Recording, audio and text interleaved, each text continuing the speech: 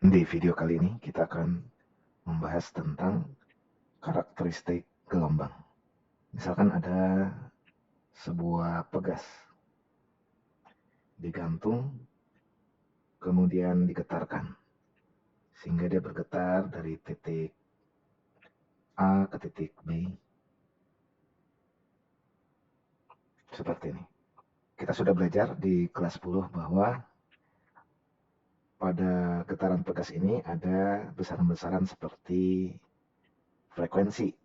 Frekuensi getaran pegas yaitu dalam waktu 1 detik berapa kali benda ini melakukan getaran. Kemudian ada besaran periode. Periode berarti berapa waktu yang dibutuhkan pegas untuk melakukan 1 kali getaran. Kemudian ada juga amplitudo. Amplitudo di sini berarti jarak dari titik kesetimbangan ke simpangan terjauh. Nah, sekarang bayangkan apabila pegas ini dihubungkan dengan sebuah tali yang sangat panjang. Seperti ini. Nah, ini adalah sebuah tali yang sangat panjang. Kemudian pegasnya digetarkan seperti tadi. Maka yang terjadi adalah pada tali akan terbentuk pola seperti ini. Pola sinusoidal ya. Dan kita lihat pola ini seperti berjalan ke arah kanan. Nah, kalau kita mengikat sebuah sapu tangan, misalkan di sini kita ikat sebuah sapu tangan,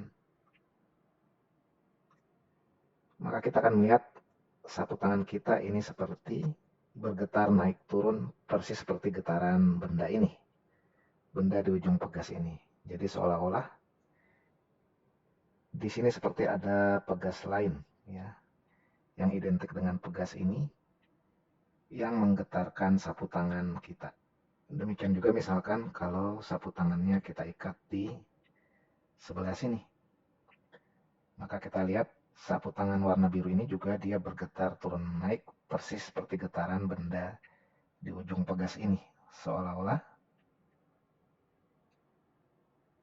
dia adalah benda yang terikat di ujung pegas. Nah, di sini kita melihat bahwa walaupun kita hanya menggetarkan ujung tali ini, ujung kiri tali, ya kita beri nama ujung tali sebelah kirinya sebagai titik P.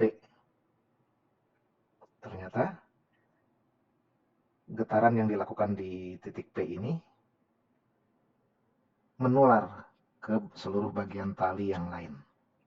Kita lihat di titik ini, misalkan ini titik Q ikut bergetar turun naik. Ini titik R juga ikut bergetar turun naik. Nah, di sini kita melihat getaran di titik P menular atau merambat ke seluruh bagian pada tali. Nah, fenomena yang terjadi pada tali ini yang disebut dengan gelombang. Dengan demikian, gelombang bisa kita definisikan sebagai getaran yang merambat atau menular. Pada gelombang ini ada karakteristik yang sangat erat dengan getaran yang menjadi pemicunya. Misalkan, frekuensi gelombang. Ini berarti sama dengan frekuensi getaran sumber, yang juga berarti sama dengan frekuensi getaran sapu tangan merah ini maupun frekuensi getaran sapu tangan biru ini. Jadi dalam waktu 1 detik, sapu tangan biru ini berapa kali bergetar, itu adalah frekuensi dari gelombang tali ini ya. Demikian juga yang namanya periode. Periode gelombang dalam kasus kita berarti sama dengan periode getaran sumbernya, yang juga berarti sama dengan periode getaran sapu tangan biru ini. Kita tahu periode adalah waktu yang dibutuhkan untuk melakukan 1 kali getaran. Berarti sapu tangan biru ini melakukan 1 kali getaran butuh waktu berapa lama, itulah periode dari gelombang ini. Demikian juga amplitudo gelombang, itu berarti sama dengan amplitude dari sumber getaran yang berarti juga amplitudo dari sapu tangan merah ini dan amplitudo dari sapu tangan biru ini. Ya, jadi benda di ujung pegas, sapu tangan merah dan sapu tangan biru ini bergetar sangat identik dalam arti frekuensinya sama, periodenya sama, amplitudonya sama, ya cuma keadaannya yang belum tentu sama. Mungkin benda awal sedang bergerak naik, ini sapu tangan merah sedang bergerak turun, sapu tangan biru sedang ada di titik terbawah gitu ya. Tapi getaran yang mereka lakukan ini persis sama dalam hal frekuensi, periode, dan amplitudo. Pada gelombang ada beberapa istilah yang perlu kita ketahui. Pertama yang namanya puncak gelombang. Jadi titik-titik yang ada di puncak seperti titik S dan titik T ini adalah yang disebut dengan puncak gelombang. Kemudian titik-titik yang ada di dasar gelombang seperti titik U dan V ini yang namanya dasar gelombang. Kemudian kurva PSB ini disebut dengan bukit gelombang, sama dengan kurva CTD ini juga bukit gelombang, dan kurva BUC ini yang disebut dengan lembah gelombang. Sama dengan pada gelombang ada besaran yang tidak terdapat pada getaran, yaitu yang namanya panjang gelombang, diberi lambang lambda. Nah, panjang gelombang dalam kasus kita ini berarti sama dengan jarak antara satu puncak ke puncak yang lain yang berdekatan. Berarti kalau S adalah puncak gelombang, jarak dari S ke T inilah yang namanya panjang gelombang. Dan ini berarti sama dengan jarak dari satu dasar gelombang ke dasar gelombang berikutnya. Berarti dari U ke V ini juga adalah panjang gelombang. Nah, sekarang misalkan saya punya titik ini titik saya namakan titik F. Kira-kira panjang gelombang itu jarak dari F ke mana? Nah, kalau kita lihat panjang gelombang itu jarak dari F ke sebuah titik di sini. Ya, kita beri nama titik G. Nah, ini akan menjadi panjang gelombang ketika kita lihat titik F dan titik G ini dia memiliki kesamaan keadaan. Pertama, simpangannya sama. Jadi kalau misalkan ini 2 cm, ini juga 2 cm. Simpangannya sama, kemudian keadaannya sama. Di sebelah kiri dia naik, di sebelah kanan turun. Ini juga titik G sama, di sebelah kiri naik, di sebelah kanan turun. Nah, titik-titik seperti F dan G ini kita namakan sebagai titik-titik yang sefase. Ya, sefase berarti keadaannya sama, ya simpangannya sama, sebelah kiri dan sebelah kanannya persis sama. Ya, berarti titik titik S dan T juga sefase, ya. Dan U dan V ini juga sefase. Dengan demikian, yang namanya lambda panjang gelombang bisa kita jelaskan sebagai jarak antara dua titik yang sefase yang saling berdekatan. Itu adalah lambda atau panjang gelombang. Misalkan ada pegas bergetar dari A ke B melalui titik kesetimbangan O. Misalkan pegas bergetar sebanyak N kali dalam T detik. Nah, kita mengenal yang namanya frekuensi. Frekuensi itu adalah banyaknya getaran dalam waktu 1 detik. Berarti dalam hal ini bisa dicari dengan rumus F sama dengan N per T.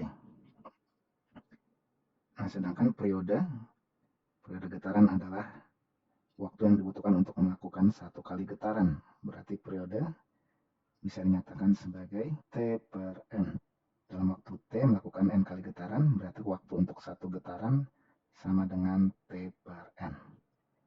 Nah, di sini kita melihat hubungan F sama dengan N per T dan T sama dengan T kecil per N. Berarti yang namanya F yang sama dengan N per T bisa dinyatakan dalam periode menjadi, ini kan sama dengan 1 per T per N gitu ya. Padahal T per N itu sama dengan periode, berarti F bisa dinyatakan sebagai 1 per periode. Nah, inilah perumusan periode dan frekuensi pada getaran. Nah, sekarang misalkan pegas ini dihubungkan dengan sebuah tali yang sangat panjang, maka getarannya akan diteruskan sepanjang tali. Semua bagian tali akan bergetar dengan frekuensi, periode, dan amplitudo yang sama dengan getaran sumber. Sehingga rumus frekuensi dan periode yang berlaku pada getaran sumber ini juga berlaku pada gelombang.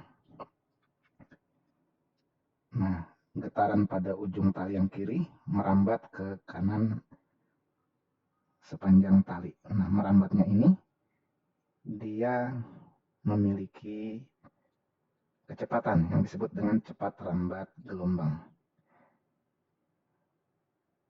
Nah, gelombang yang terbentuk merambat ke kanan, kita ingin tahu berapa nih cepat rambat dari gelombang ini. Maka kita analisa ketika getaran sumber melakukan satu kali getaran, artinya bergerak dari O ke A ke O ke B ke O lagi, maka akan terbentuk satu gelombang ke arah kanan, gitu ya. Nah, jadi ketika sumber melakukan satu getaran, terbentuk satu gelombang, padahal waktu untuk satu getaran itu sama dengan periode. Nah, ini untuk satu getaran ya. Untuk satu getaran, T kecilnya namanya bergetar sama dengan periode. Nah, sedangkan jarak yang ditempuh gelombang itu persis sama dengan satu panjang gelombang. Padahal satu panjang gelombang ini adalah lambda. Nah, berarti untuk satu getaran, jarak yang ditempuh itu sama dengan lambda. Nah, padahal kita tahu bahwa yang namanya cepat rambat itu sama dengan jarak per waktu. Nah, untuk satu getaran, jarak yang ditempuh sama dengan panjang gelombang, dan waktu yang dibutuhkan itu sama dengan periode getaran. Nah, padahal 1 per T itu tidak lain adalah frekuensi. Berarti yang namanya cepat rambat gelombang itu sama dengan panjang gelombang dikali frekuensi gelombang.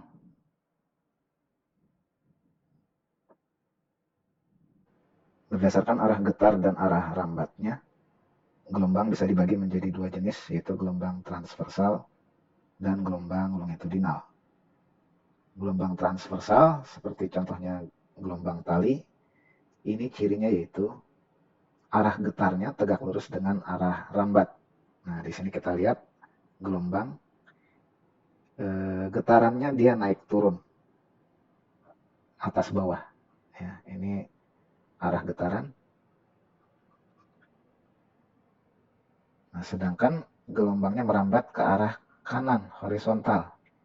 Nah, ini adalah arah rambat gelombang.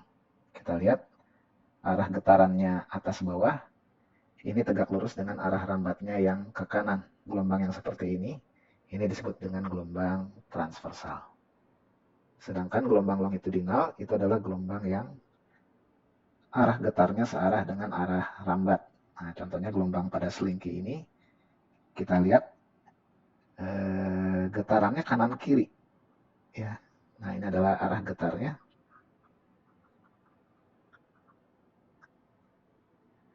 Nah, gelombangnya merambat ke kanan. Ini adalah arah rambat. Kita lihat arah getarnya horizontal, arah rambatnya juga horizontal. Nah, gelombang yang arah getarnya sejajar dengan arah rambat seperti ini disebut dengan gelombang longitudinal. Nah, untuk gelombang Transversal kita tahu bahwa yang namanya panjang gelombang itu adalah jarak dari puncak ke puncak ataupun jarak dari dasar gelombang ke dasar gelombang berikutnya. Nah, pada gelombang longitudinal, panjang gelombang itu jarak dari renggangan ke renggangan berikutnya. Nah, ini adalah renggangan, misalkan ini adalah titik P. Renggangan berikutnya ada di sini, ini titik Q. Nah, dari renggangan ke renggangan berikutnya ini adalah lambda. Ya, jadi P ini adalah yang disebut dengan renggangan. Atau lambda panjang gelombang bisa juga dicari dari jarak antara satu rapatan ke rapatan berikutnya. Misalkan ini adalah titik R, ini rapatan, titik rapatan berikutnya adalah ini titik S. Nah, jarak dari R ke S ini adalah lambda atau panjang satu gelombang. Ya, di mana S ini adalah yang disebut dengan rapatan.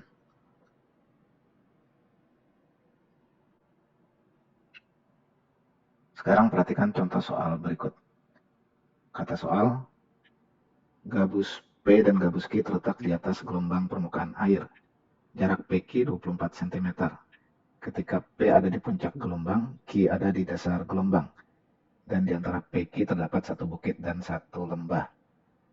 Gelombang P bergerak turun naik 4 kali dalam 1 detik. Dan jarak antara puncak dan dasar gelombang 6 cm. Tentukan A. Amplitudo gelombang, B. Frekuensi gelombang, C. Periode gelombang, D. Panjang gelombang, E. Cepat rambat gelombang. Kalau kita gambarkan, ada gabus P dan gabus Q. Ketika P di puncak, Q ada di dasar gelombang. Nah, berarti kurang lebih gambarnya seperti ini. Ini P, ini Q. Di antara PQ terdapat satu bukit dan satu lembah. Ada satu bukit dan ada satu lembah gelombang. Kemudian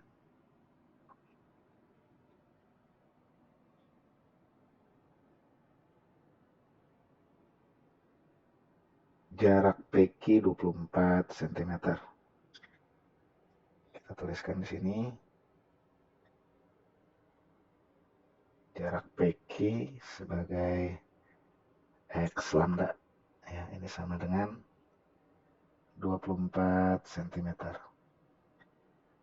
P bergerak turun naik 4 kali dalam 1 detik. Berarti dalam waktu T1 sekon, ini getaran yang dilakukan kita tulis sebagai NF sama dengan 4. Jarak antara puncak dan dasar gelombang 6 cm. Berarti jarak dari puncak ke dasar gelombang ini kita tulis sebagai YA gitu ya. Sama dengan 6 cm. A tentukan amplitudo gelombang. A amplitudo gelombang. Kalau kita lihat di gambar, ini berarti setengah dari YA ini. Ya, amplitudo kita tahu jarak dari simpangan terjauh ke titik kesetimbangan. Berarti kita tuliskan yang A, amplitudo gelombang sama dengan setengah YA. Berarti sama dengan setengah kali 6 sama dengan 3 cm. Kemudian yang B, frekuensi gelombang. Kata soal, bergerak turun naik 4 kali dalam 1 detik. Nah, berarti frekuensinya ini sama dengan berapa kali dia bergetar dalam selang waktu T. Ya, kata soal, 4 kali bergetar dalam waktu 1 detik. Berarti frekuensinya 4 Hz. Kemudian yang C, periode gelombang. Kita tahu periode itu sama dengan separ F. Berarti sama dengan seperempat sekon. Yang D, panjang gelombang. D Panjang gelombang di sini kita lihat dari P ke Q ini terbentuk 1,5 gelombang. Ya, berarti kita tuliskan di sini n lambdanya sama dengan 1,5. Pada jarak X 24 cm terbentuk 1,5 gelombang. Berarti lambdanya sama dengan X lambda per N lambda ya. Sama dengan 24 per 1,5. Nah ini berarti sama dengan 48 dibagi 3. 16 cm. Terakhir yang E, cepat rambat gelombang. Kita tahu cepat rambat itu sama dengan frekuensi kali panjang gelombang. Frekuensinya 4 Hz, panjang gelombangnya 16, berarti ini sama dengan 64 cm per sekon.